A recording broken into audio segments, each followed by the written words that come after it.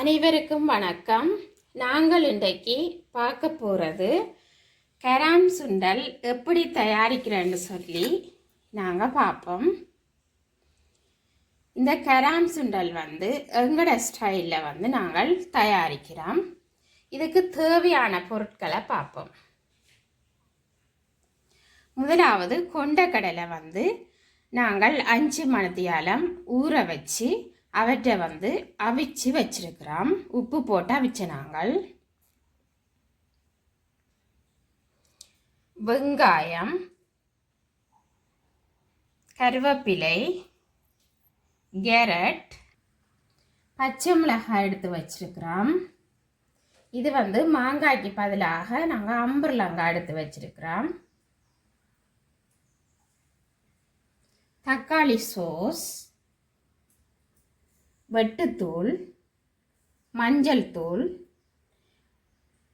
தேங்காய் சொட்டுக்களாக வெட்டி வச்சிருக்கிறோம்.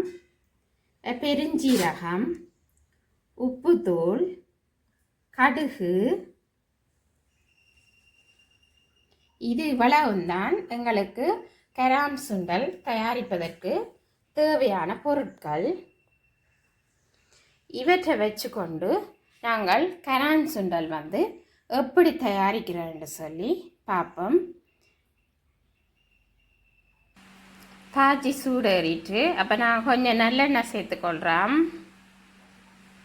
கடுகு போட்டு வெடிக்கும் வர பார்த்துட்டு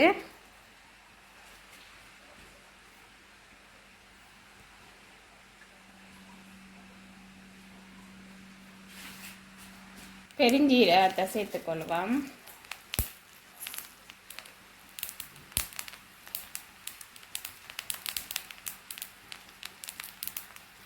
தேங்காய் சொட்டுக்களை சேர்த்துக்கொள்வோம். வெங்காயம் சேர்க்கிறோம். கேரட் சேர்க்கிறோம். பச்சை மிளகாய்,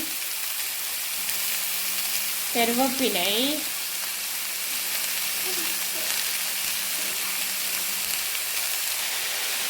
இதுக்கு அளவான உப்புத்தூள் கொஞ்சம் சேர்த்துக்கொள்வோம். தேவையான நாங்கள் பிறகும் சேர்த்துக்கொள்ளலாம். நன்றாக மிக்ஸ் பண்ணுவோம்.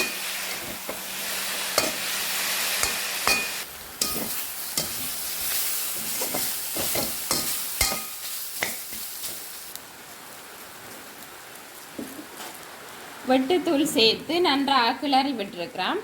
சோஸ் கொஞ்சம் சேர்க்க போகிறோம். தக்காளி சோஸ்,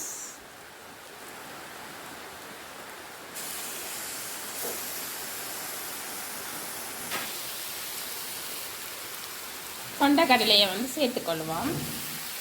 சேர்த்து நன்றாக கிளறி விடுவோம்.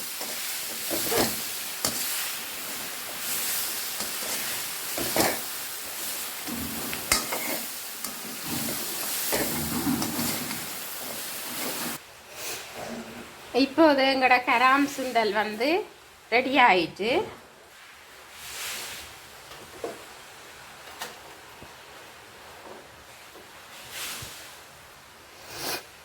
இந்த கராம் சுண்டல் உங்களுக்கு பிடிச்சிருந்ததுன்னு சொன்னால் உங்களோட வீட்டை இதை நீங்கள் பாருங்கோ. எந்த channel queen of skill subscribe பண்ணுங்க, பெல் ஐக்கானை கிளிக் பண்ணுங்க. இந்த கராம் சுண்டல் மிகவும் சுவையாக இருந்தது. நன்றி.